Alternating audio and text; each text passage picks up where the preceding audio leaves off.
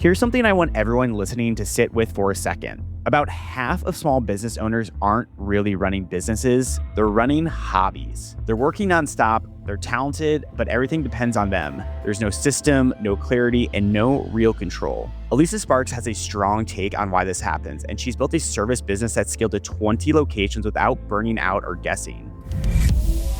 Today, we're breaking down what separates hobbyists from real CEOs. I'm Ryan Atkinson, and you're listening to Self Love Podcast, where we uncover the secrets of building and running successful businesses. I'm excited to welcome Alisa onto the show today to talk about how you can avoid the trap of running your business like a hobby instead of an actual business, SOPs, franchises, all that stuff. So thank you so much for being here today. Thanks so much for having me, Ryan. I'm excited to be here. It's going to be so good. And before we dive into more of that shift in how you can be like a hobbyist or a real business, tell us more about you. What exactly do you do? Yeah, I am the franchise owner for Linden Creek, which is an interior design and home staging franchise. Last year, we did $4 million in revenue across the brand, and we're rapidly growing. We've now awarded 20 franchise locations across the country. Nice. I like it. Well, we're going to talk more about that in general, but let's first say, you've said roughly 50% of small business owners are running hobbies and not companies. What does that really look like in real life? And do you have real experience from doing something similar to that? Yeah, so there's something really interesting that I found that happens in these industries where there's trade or there's creativity that is a big factor in what the day-to-day is.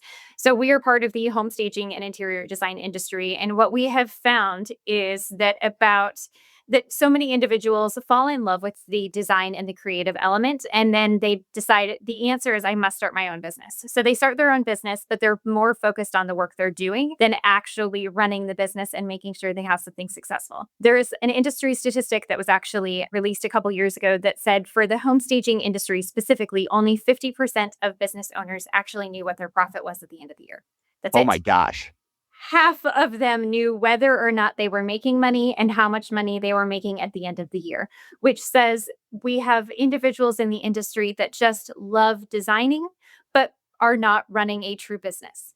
And unfortunately, I've now been in the industry for about 8 years, and I have watched all too many individuals open up their business and close their doors 2 to 3 years later. And it's simply because people are not operating a business. They're operating a hobby that they love. And so one of my big missions and focuses is really to be able to change that. I really think you should be able to do what you love, but you should be able to make money at it, be successful, and truly run it as a business. I'm curious, what are some of like those early warning signs that this may be a hobby? Is it not like knowing your profit margin? Because I want to speak to the people that are just getting, the listeners that are just getting off the ground, or like maybe they're 5 months into it and they don't know that they're running like a hobby instead of a business. So what are some of those early red flags someone should be thinking about here?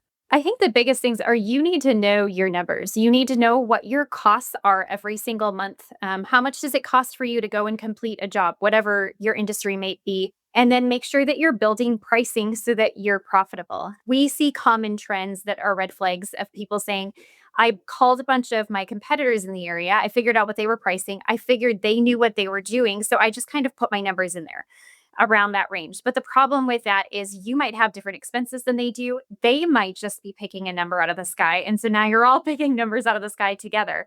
And so it is crucial to actually know what your expenses are so that you can build a system that's going to allow you to be profitable.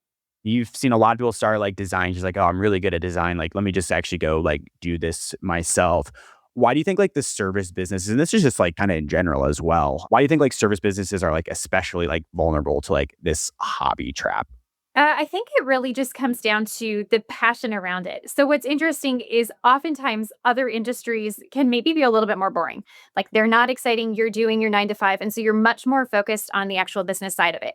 In this, when you're really doing something creative and beautiful that also is a hobby for so many people, it's easy to forget the business side and focus so heavily on the actual work, the artistry around it. And that's where we really see people falling flat.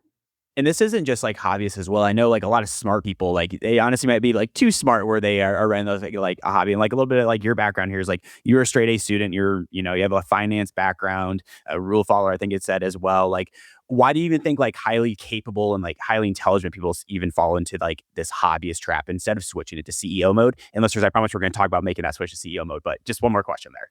Yeah, no, absolutely. So I think it's twofold. It's one, you need to know your numbers, but the second part of it is you need to, as a CEO, get out of your own way. So step one is make sure you've built a model that's going to work. But step two is if you're going to scale it, you need to learn how to replicate yourself. You need to create SOPs and systems so that somebody else can come in and take some of that workload. And it's not just falling on you, the one smart one where everything is stuck inside of your own brain.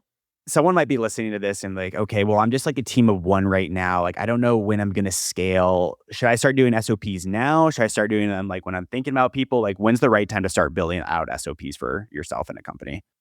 I always feel like creating SOPs as early on is great because even if it's only you, this allows you to get really good clarity on your process and your procedures and to make things more efficient and to make sure that you understand what the expectation is. Because if you can keep creating the same result over and over again for a client, then it's going to be even easier for you to teach that. The other piece of it is it forces you to like sit down and truly reflect on the steps that you're taking each and every time, which might allow you to see some opportunities to improve efficiencies, to adjust things a little bit to make your business even stronger. I'm curious, like, what's like, give me like the high level of like how to write an SOP. Cause I'm asking this for myself. Cause so Space Star Visuals, like we run like a video marketing agency. And, I'm really like starting to think about like, how do I build out an SOP? We're like a team of five. So I should have been doing this a while ago. Like I know, but basically I have the 5-step process there. At each stage, we're going to be writing an SOP, what needs to happen at each stage in that 5-step process. Tell me like how should I like be thinking about like doing this when I actually need to write it out and like communicate it to somebody else because that's what like my biggest hurdle is right now. Yeah. So, two tips that I would definitely recommend. One is one of the biggest challenges with SOPs, and I've learned this the hard way, is you document so much information that no one actually uses it or reads it. So, the biggest thing is like keep it a page or less and keep it simple and straightforward. Maybe you're going to have multiple SOPs, and the end of your SOP says the next step is to take on this next SOP action, but keep them short and simple so they're used. But the second piece of it is we have the great benefit now of AI and video. And so, one of my favorite things to do if there's a lot of step by step activity is I'll use resources like Scribe that will actually follow every mouse click that I make in a software solution and record it on my behalf. Or I'll use a video recording like Loom, and then I can actually record the steps I'm doing. You can have my voice in it there. So now I have a video version of that, but I can actually take the transcript, I can drop it into ChatGPT, and it can even help me build out and create that SOP. So instead of me having to panic and think through every single detail, sometimes it's actually doing the action, having some resource that's within software and AI to watch what you're doing and spit it back out for you. Super simple. A question that comes to mind again, I'm asking this selfishly, but people will be able to relate to this. There might be something in my business that I actually like don't know how to do, but I know I need to like SOP it out. How should I approach that? Because I'm like really thinking about like the design phase for my own self, for like our videos and stuff. Like, how do I actually detail something that's like really creative? Like, I want someone to have like their creative spin on it, but like, I don't know, how should I approach something like that? Great question. So we run into this in our business all the time too. We are a creative industry and there are rules or frameworks, if you will, around how we design a space. So there's consistency. But what one designer does is going to be different than the next. And so I think the biggest thing is not to say step one is to always pick a white sofa. Step two is to pick a blue chair, but to say, you're going to want to create a living room setup. And so these are the 5 elements that need to be in every living room.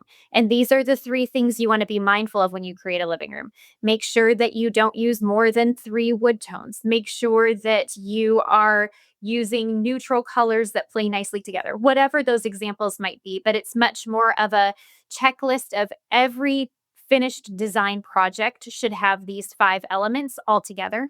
And these are the things you need to pull from, source from to make sure you're creating a consistent project. But then from there, you take that framework and you make it what you want it to be.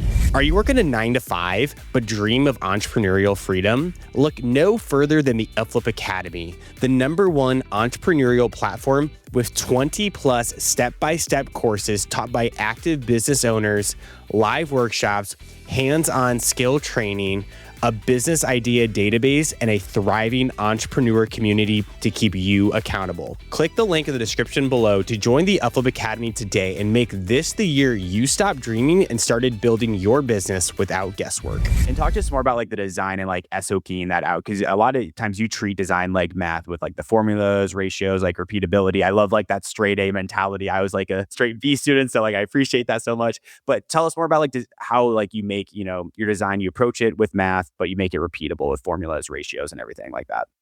Yeah, absolutely. I think I'm one of the few creatives in the industry that like did this backwards, if you will. Most people walk in, and I had coffee the other day with somebody in the industry, and she was like, I walk into a space and I just feel it and it speaks to me, and then I make it happen. And I was like, I don't feel anything and I don't make anything happen. That is not the way my brain works.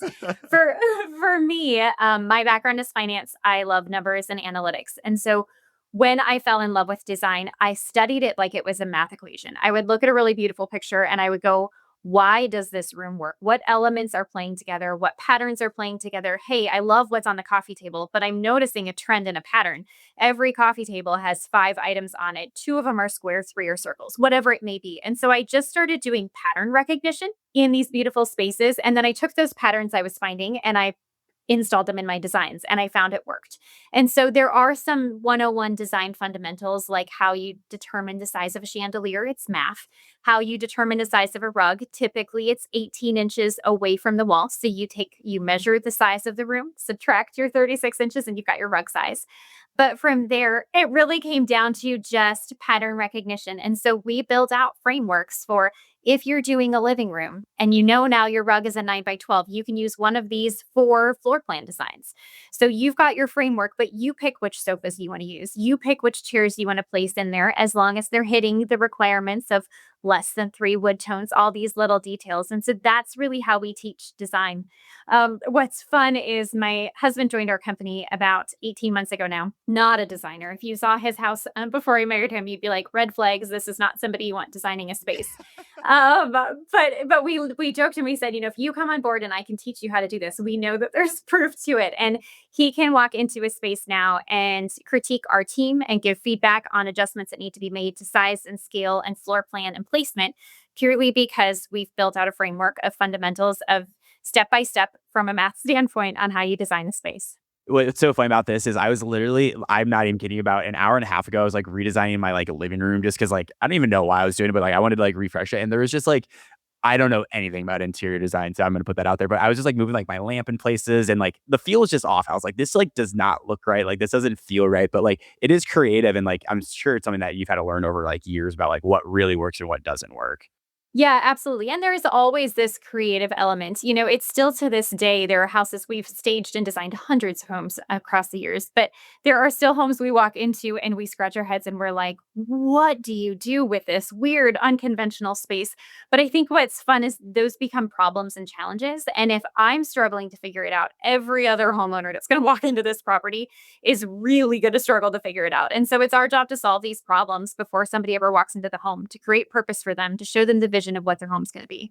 So we've talked a little bit more about like the design SOP part of that, but something again you said earlier on is a lot of founders or hobbyists at this point, you can call them, they underprice their services, and they're not profitable. They may not even know they're not profitable. Why do people like underprice services? Like, why do you think it's always like the hobbyists that do it too? Yeah, to me, I think it's purely fear. It's a combination of I'm afraid I'm not going to land the job.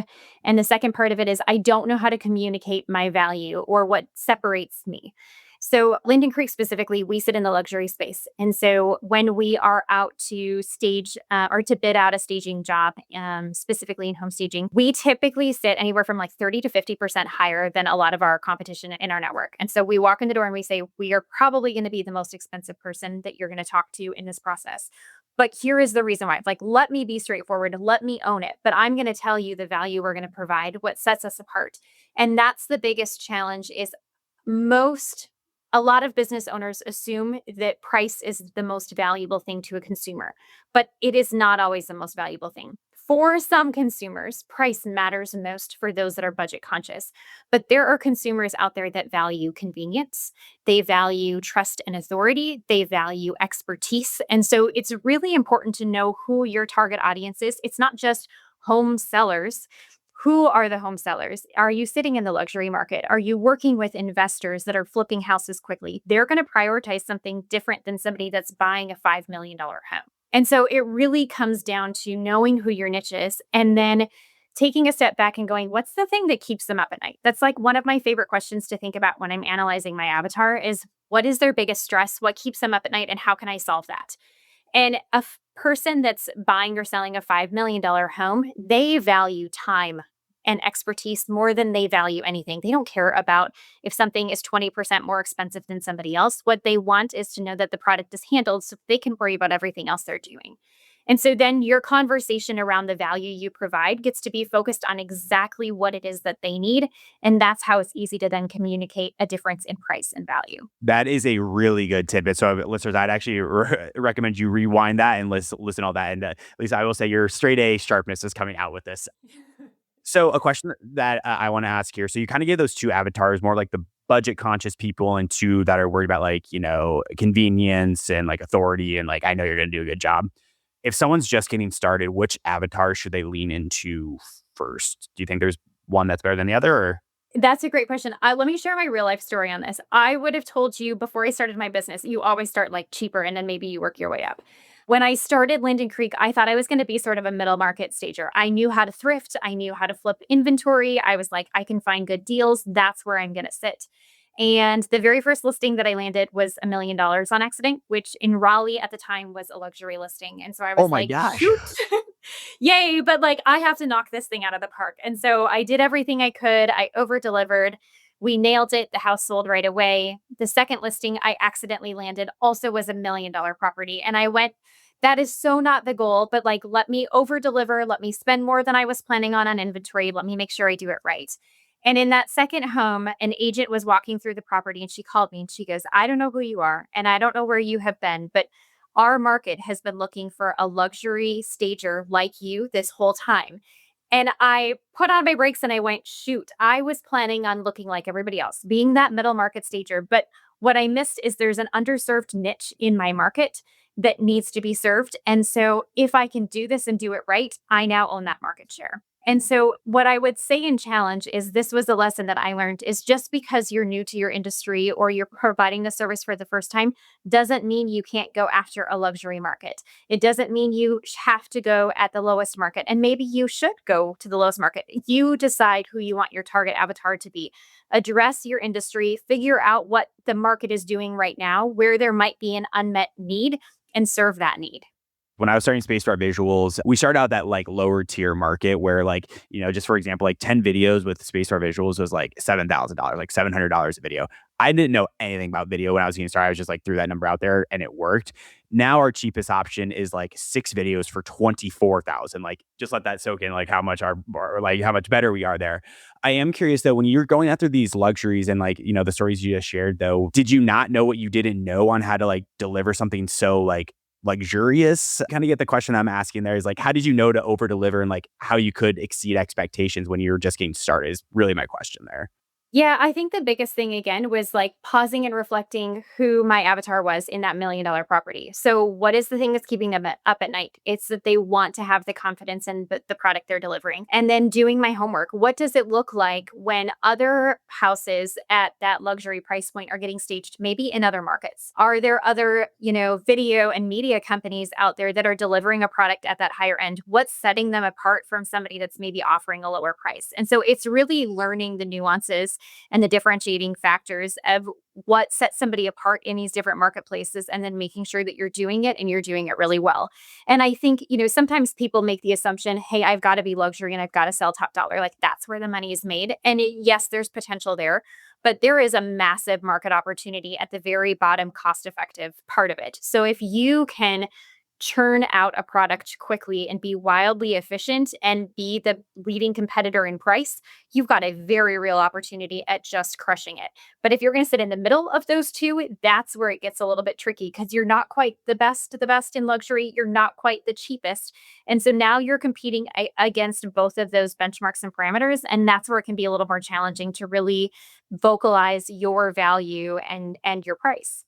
That was literally to my like next question here, because a lot of like advice on like online and stuff and advice that you're giving to, and it's good advice. I want to caveat that like it is good advice. It's either like you go after the really high end or you go after like the bottom. Like the middle ground is kind of like the death trap of like starting a company. Expand on that like a little bit more on why like that middle tier pricing is like, that's not where you want to start at with a business. Expand on that a little bit more.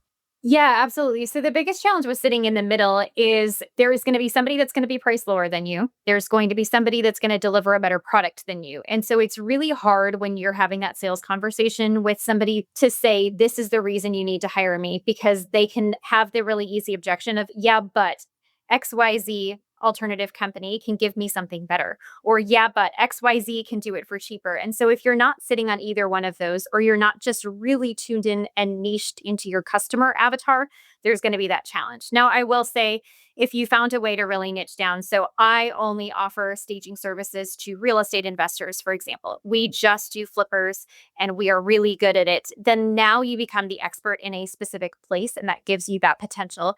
But unless you're intentionally really niche down to a specific customer segment, it can be really hard to be sitting in that middle zone. So, last question before pricing, I do want to ask about AI because obviously that's an important part. Is there like a science on how you price? Is it just looking at the competitors and saying, okay, like I'm going to be like right here, or do you have like a backwards, like reverse engineer type of formula? Like if someone's setting pricing for the first time, like what should they be thinking about?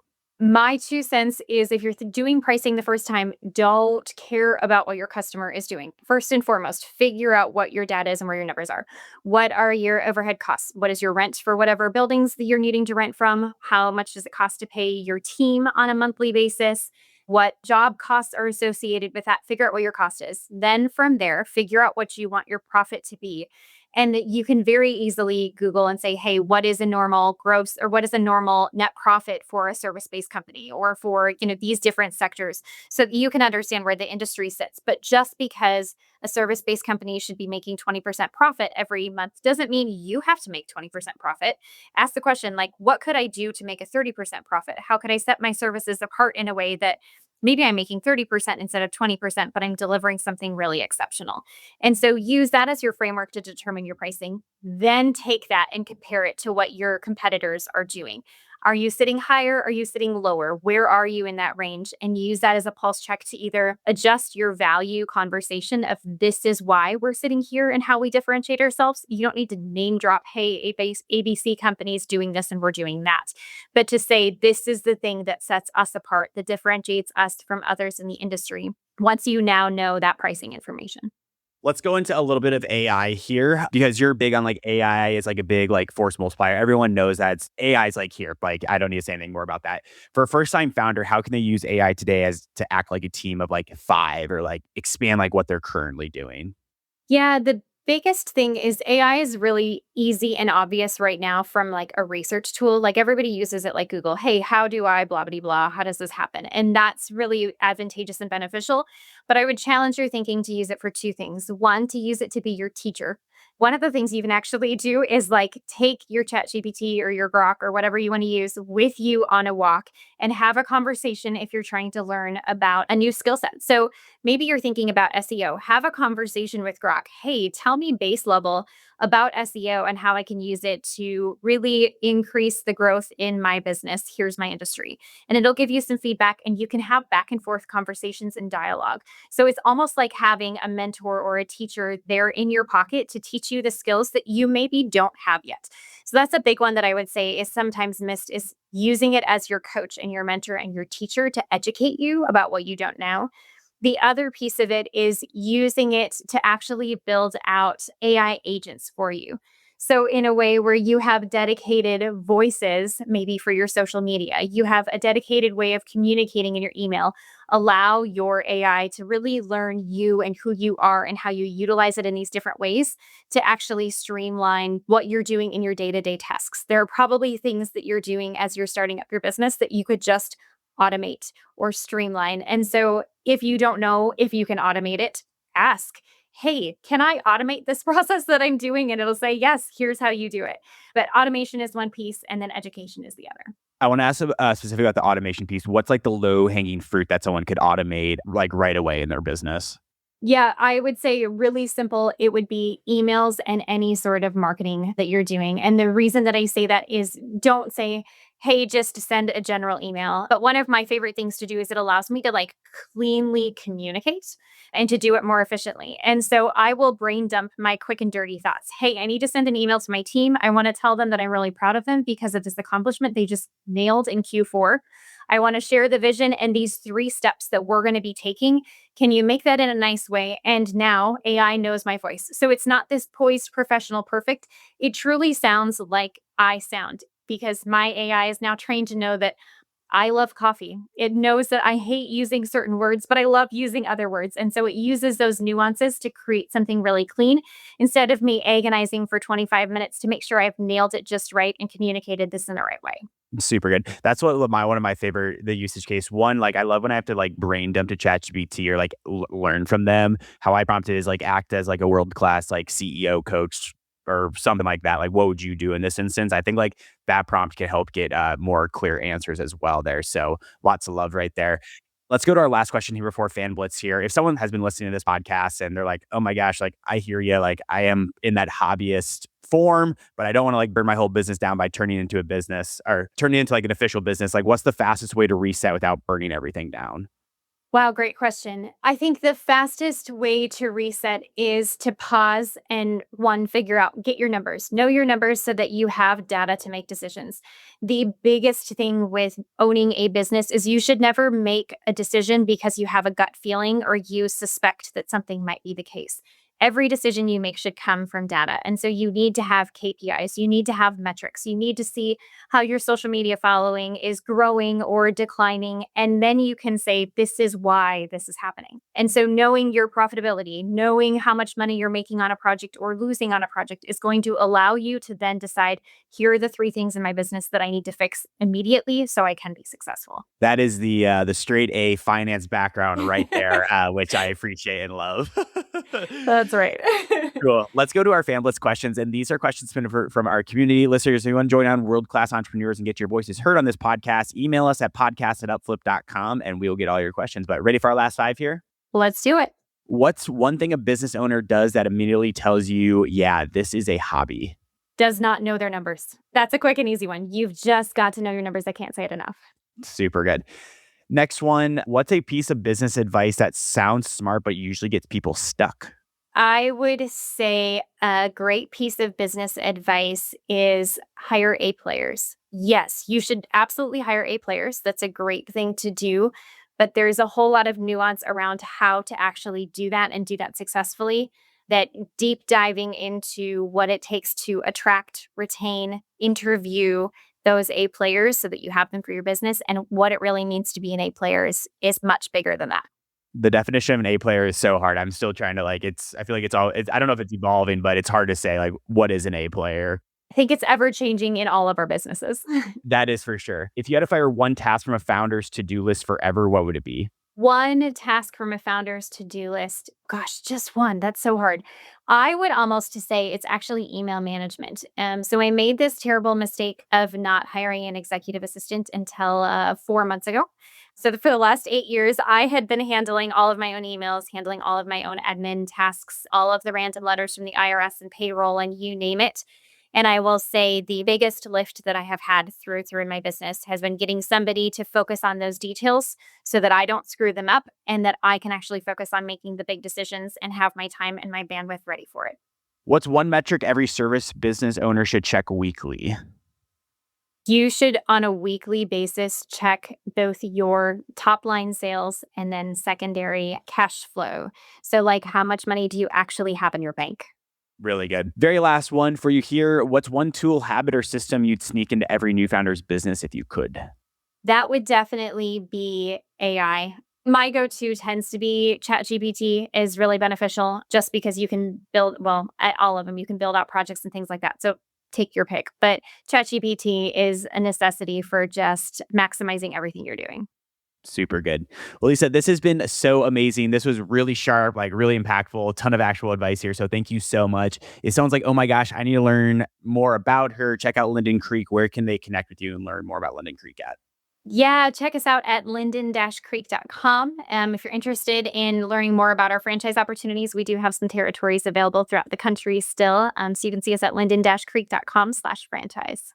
Listeners, that was a great episode with Alisa Sparks. 3 quick takeaways for you. Know your numbers right away. She hit on that quite a bit throughout the podcast. You got to know your numbers right away if you're going to turn your hobbyist company into a real business. Number 2, know your target audience because it'll impact pricing. You either need to go for the lower market and be really inexpensive, but really fast with good quality still. Or you need to be that luxurious market where you're going after like top tier clients that are going to pay like top tier revenue. So got to decide the middle ground. It will be your deathbed. Number 3, once you know your target audience, you got to really know that avatar. You got to make sure, okay, is the reason they're buying from me because they're price conscious, or are they looking for convenience? They don't have to worry about it. They know they're going to get a good product. You really have to decide that once you are getting your pricing. You got to know your avatar, and you got to know that avatar well. What keeps them up at night? That's the biggest thing you got to ask for yourself. Great episode with her. If you guys are loving this podcast, please give us a 5-star rating wherever you listen and give us a great review wherever you listen. It really helps us get more amazing entrepreneurs like Alisa onto the show. We'll see you next Monday. Awesome. You're the best. Thank you so much for your time today. Thanks so much, Ryan.